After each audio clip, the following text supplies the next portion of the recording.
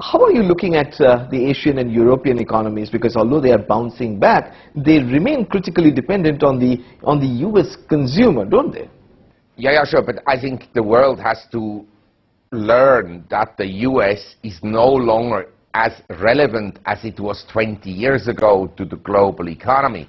I mean, the share of the US in the global economy has diminished very substantially. You have higher car sales in China than in the United States. And by the way, car sales today in emerging economies, including India and Latin America and China and so forth, are larger than in the G16 countries. In other words, it's larger than in Western Europe, the US and Japan combined. So also oil consumption in emerging economies today is larger than in the developed countries. So we're dealing with a totally new world. There has been a huge shift in the balance of economic power between the rich countries, the arrogant countries of the West, and the emerging economies that are coming up. And that also will lead to tensions, in my opinion, political and geopolitical tensions. How do you view this entire brouhaha about global warming and climate change? Is a settlement really possible? And what kind of opportunities are there for investors in this?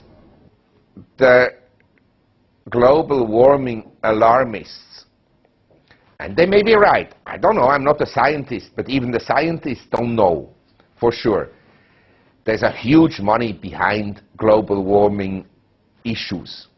If you have energy conservation, and you have this global warming with carbon credits and so forth, is a huge business opportunity. It's also a huge business opportunity not to do anything about it. So the two sides are antagonized by each other, and they're going to fight it out like crazy. And the global warmists, they will say the others don't understand anything, and the others will prove to the global warmists that in the past 1,000 or 2,000 years there were periods during which there were waves of warming climates and then waves of cooling climates. The last 10 years, incidentally, the climate has cooled down. It hasn't become warmer. But I have to admit, when I go to Switzerland, you know, the glaciers are smaller than 30 years ago. That I agree, but I hear both arguments. I cannot tell you what is the reality. I just don't know. I'm an economist. I'm not a scientist, and even the scientists disagree with each other. So does that then mean that crude oil prices will just keep rising and renewable sources of energy will simply not take off? It won't take off for a long time. And believe me, crude oil today is still the cheapest alternative for energy. And I can see, I live in the north of Thailand. I mean, the people in the countryside, they'll still drive the motorcycles. They're not going to have a motorcycle with the batteries, much too expensive. So in emerging economies, in the last 18 months, although we had a huge collapse in economic activity globally, the oil demand is still growing, and in the developed world it's going down and so forth. I'm convinced that in Asia, the oil demand over the next 20 years will more than double. So we consume today in Asia 22 million barrels a day.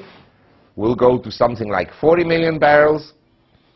The oil production in the world is 85 million barrels of oil a day. And every year we find new oil, but we use much more oil than we find new reserves. So essentially the reserve level in the world is going down. So eventually I suppose we'll have much higher prices. What do you say to someone like Tom Friedman, who believes that after information technology, the next big thing is going to be environmental technology? Well, I'm in favor of energy conservation. I mean, I don't think one should waste, energy, and a lot can be done by building more energy efficient buildings and driving smaller cars and energy-efficient engines and so forth. But I'm not sure that the whole world will have solar panels on the roof and will have windmills in the garden.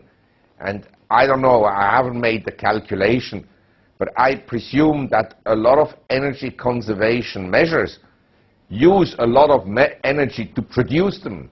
It's like ethanol is probably not energy saving at all.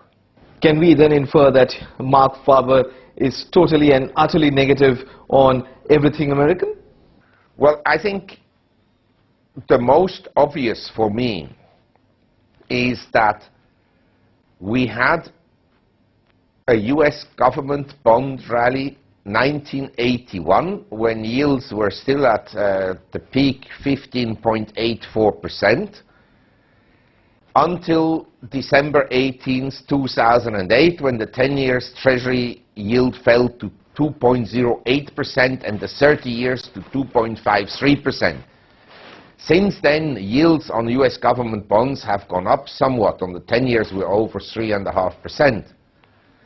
But I believe that yields in America on government bonds will go up a lot in the next 10 years for two reasons. Either we have more inflation and an economic recovery, and so interest rates will have a rising trend to start with, or we will have more inflation, and that will mean that people will not want to own US government bonds, or the foreigners will not want to buy them, and 50% of US government bonds are in the hands of foreigners.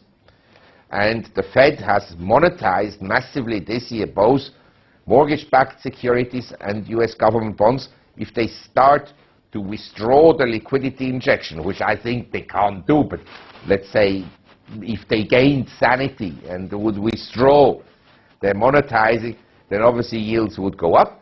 And the third reason they will go up is that the credit worthiness of the US government will go down. In other words, if you have a depression in the US, and that's the argument of the deflationists, if you have a depression, bonds will be a good investment. No, they won't be a good investment because the fiscal deficit will then balloon and stay around $2 trillion annually, and then the interest payments on the government debt will go up dramatically, and it will become one day questionable whether the US government can ever repay. Their debts repay, they won't be able to do anyway. That is out of the question. But just pay the interest on the debt will be a problem one day. So Marc Faber, what are your key investment themes and ideas for 2010? I avoid US government bonds. I think as a contrarian, you really want a contrarian play, you should buy Japanese stocks and Japanese banks. This is the absolute contrarian play. Nobody is interested in Japan. All the funds have withdrawn money from Japan. They've given up on Japan. I guarantee you the economy won't do well. Forget about the economy. The population is shrinking. But you can have an economy that essentially doesn't do well, but the companies do well. That is a big difference. And I think the Japanese banks are very depressed. All the banks in Asia have actually recovered very strongly, but not the Japanese banks. So as a contrarian play, I would look at that. Thank you very much, Marc, for sharing with us your keen insights. My pleasure.